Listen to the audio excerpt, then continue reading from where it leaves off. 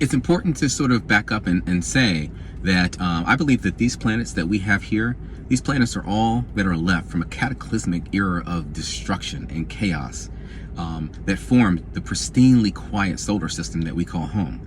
I don't believe these planets hit the brake so they could stay in orbit, you know, and Mercury hit the gas, you know, and Uranus hit the brake.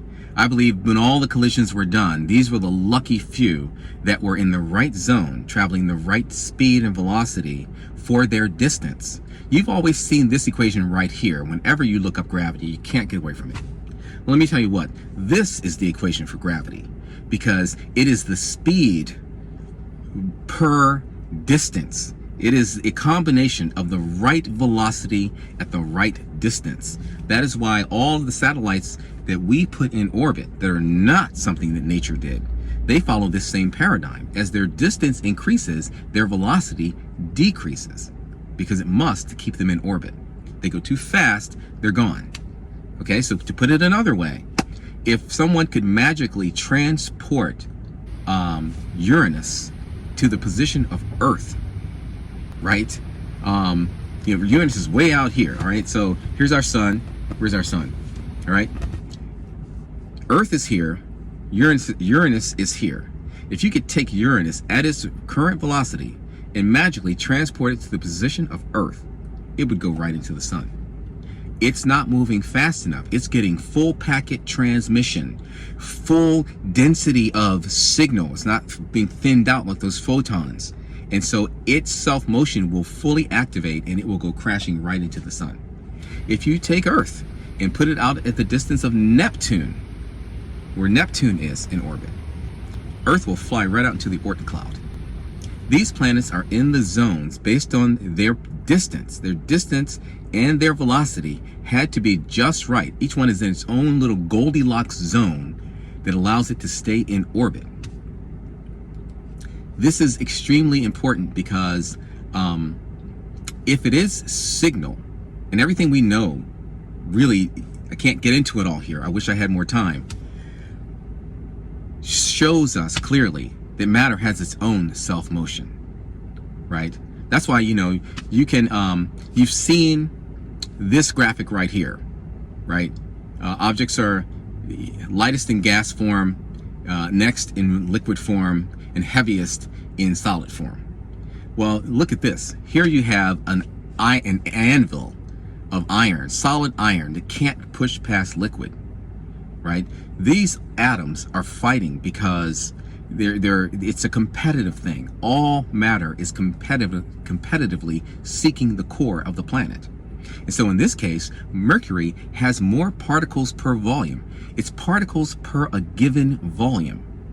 So in any given volume, Mercury has more particles that can fill that volume than iron has. So it doesn't matter that iron is in a solid form. And you don't have to go exotic. You don't have to go as far as Mercury and iron fighting it out. You can see this with water. Your ice cubes float in water because water defies this graphic, right? Water is heavier in liquid form than it is in solid form. Now see, with the mercury and iron, that's an atomic response. That is their atomic makeup. But for water, this is the molecular response. It's because when you slow down the molecular motion of the molecules that water's made of, they form up, you know, a geometric sort of form. And so that geometric form where those molecules come together is not efficient with its use of space. It's a very cool form, but it's inefficient.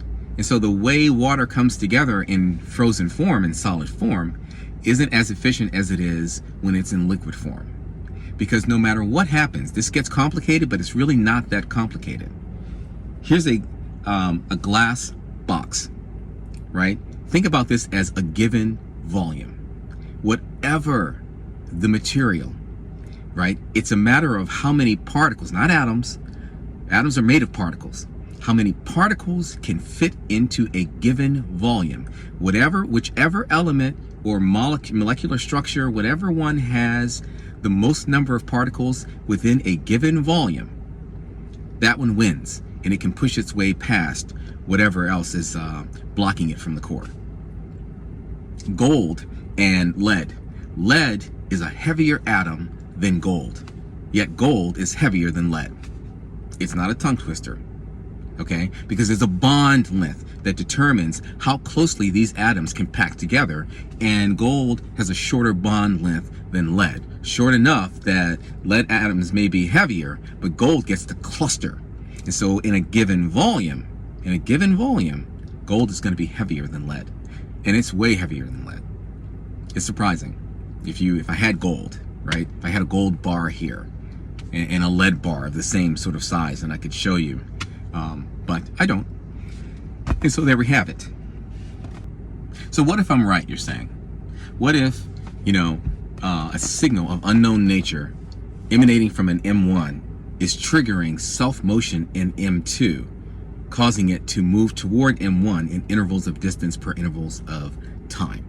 What if that's right? What can we do about that? There's no way to interrupt that signal. Well, yeah, you're not going to sort of get between the moon and Earth, for example, and send the moon flying out into the Oort cloud. Not that you would want to. You're never going to do that. But here's the thing. This paradigm is one thing when you think about it in galactic terms, or not galactic terms, in the terms of a solar system or in a planetary scale. But you see, we down here on surface Earth, we actually live on Earth. We control M1. We're right down here at M1. What's impossible to do out in the cold of space can be done right here on the surface of M1, where we have 100% control. And all we're really talking about here is dithering a signal of unknown nature. You see, we don't have to know what something is made of or how to make it if our only intention is to destroy it. 9/11, right? Even as I say the words, emotion of the day still kind of grips me. But here you have 20 guys, 19 guys, or whatever it is. But let's just think about the 10 guys that took down the Twin Towers. Those 10 guys and the entire organization behind them, in a million years, could never construct those Twin Towers. Could never complete them, could never finance them, could never do anything. But the heinous act of bringing those towers to the ground, it's the tiniest fraction of what would be required to build. You see, to build is always the ultimate thing. But destruction and disruption and discord, well, that's the easiest thing in the world. In comparison, you can destroy what you could never build. You can destroy what you cannot understand.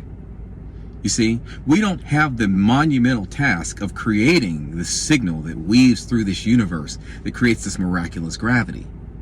We have the job of simply interjecting the right amount of noise and disruption and destruction. Something we as humans are extremely gifted and talented at doing. This is our wheelhouse. You think we can't disrupt the signal that we can't understand because we can't understand it? We do it all day. We disrupt things we don't understand all day. So that's where we're at. Weight displacement is what I've been working on for over 40 years. The ability to change the weight of matter on demand without changing density or mass.